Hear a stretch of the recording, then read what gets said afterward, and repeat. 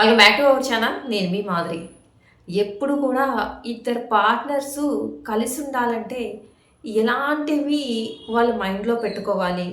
లేదు అంటే మీ పార్ట్నరే మళ్ళీ మళ్ళీ మీకు ప్రతి జన్మలోనూ ఒక పార్ట్నర్ లాగా అవ్వాలి అంటే, అంత ప్రేమ మీకు దక్కాలి అంటే ఏం చేయాలి? అంటే ఇవన్నీ కూడా నిజంగా మా మధ్య ప్రేమ ఉంది అనే వాళ్ళకి ఇంకొంచెం ప్రేమను రెట్టింపు చేసుకోవడానికే కానీ, చిన్న చిన్న విషయాలకు కూడా బ్రేకప్పులు చెప్పుకుంటూ అసలు ఒక బంధానికి విలువే ఇవ్వని వాళ్ళు మాత్రం దయచేసి వీటిని ఫాలో అవ్వాల్సిన పని లేదు. ఎందుకంటే బంధం విలువ తెలిసిన వాళ్ళు ఇవన్నీ ఫాలో అవుతారనమాట.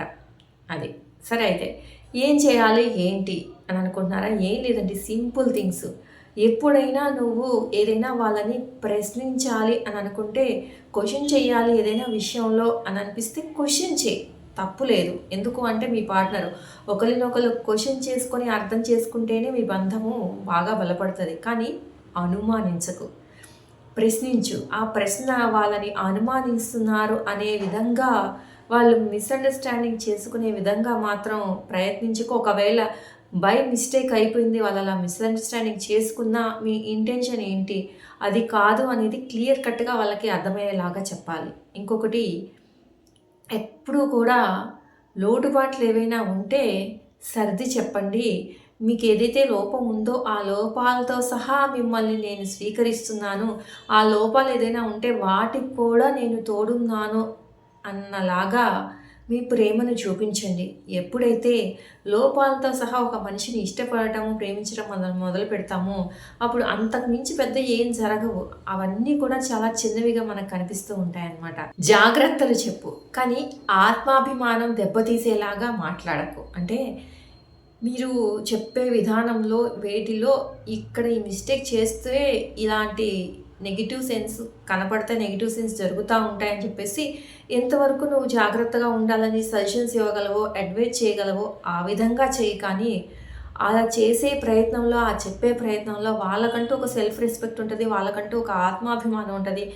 అది కనుక దెబ్బతీసేలాగా నువ్వు మాట్లాడావు అంటే అక్కడ నీకు చాలా ప్రాబ్లం వస్తుంది వాళ్ళని నువ్వు చెప్పేది అర్థం చేసుకునేలాగా చేయడానికి. కాబట్టి అదెప్పుడూ దెబ్బతీయకుండా జాగ్రత్తలు చెప్పు. అది మెయిన్ అనమాట. ఖచ్చితంగా ఇది చేసి తీరాల్సిందే ఎవరైనా. ఒక పార్ట్నరు తన నమ్ముకొని వచ్చిన పార్ట్నర్ కోసం. అలాగే అబ్బాయిలు అవనియండి, అమ్మాయిలు అవనివ్వండి. అదే అమ్మాయిలు అనుకోండి, మీ పార్ట్నర్‌ని బాగా అర్థం చేసుకొని ఒక అమ్మలాగా ఏదైనా చిన్న చిన్న మిస్టేక్స్ చేసే, పొరపాటు చేసినా క్షమించేసి, ఒక అమ్మ తన బిడ్డని ఎలా చూసుకుంటదో అంత ప్రేమగా చూసుకుంటే చాలా బావుంటది. అదే అబ్బాయిలైతే నిన్ను నమ్ముకొని వచ్చిన అమ్మాయిని వాళ్ళ అమ్మా నాన్నలను కూడా మరిపించే అంతలాగా మురిపించి నువ్వు ఎప్పుడైతే వాళ్ళకి ప్రేమను చూపిస్తావో, ఖచ్చితంగా ఇప్పటికే కాదు ఎప్పటికైనా కానీ వీళ్ళు నాకే ఎప్పటికీ కూడా వీళ్ళే ఇంకో జన్మలో నాకు పార్ట్నర్‌గా రావాలని అమ్మాయి అయినా కోరుకుంటారు, అబ్బాయి అయినా కోరుకుంటారు. ఎందుకంటే ఇది ఒక మనసుకి మనసుతో ముడిపడిన బంధం అనమాట. అర్థమైంది కదా! కొంతమందైనా విన్ని పాటించినా, కొంతమందికైనా అర్థమైనా చాలు. అందరికీ అర్థం అవ్వాల్సిన పని లేదు. ఖచ్చితంగా బంధాలకి విలువే ఇవ్వని వాళ్ళ కోసం మాత్రం కాదు ఈ వీడియో. గుర్తుపెట్టుకోండి. ఇదండి ఈరోజు వీడియో. వీడియో కనుక నచ్చితే లైక్ చేయడం మర్చిపోవద్దు. మరిన్ని ఇలాంటి వీడియోస్ కోసం వెంటనే ఛానల్ సబ్స్క్రైబ్ చేసుకొని పక్కనే ఉన్న బెల్ ఐకాన్ ప్రెస్ చేయండి. అప్పుడే నేను పెట్టే డైలీ నోటిఫికేషన్స్ మీ దాకా వచ్చేస్తాయి.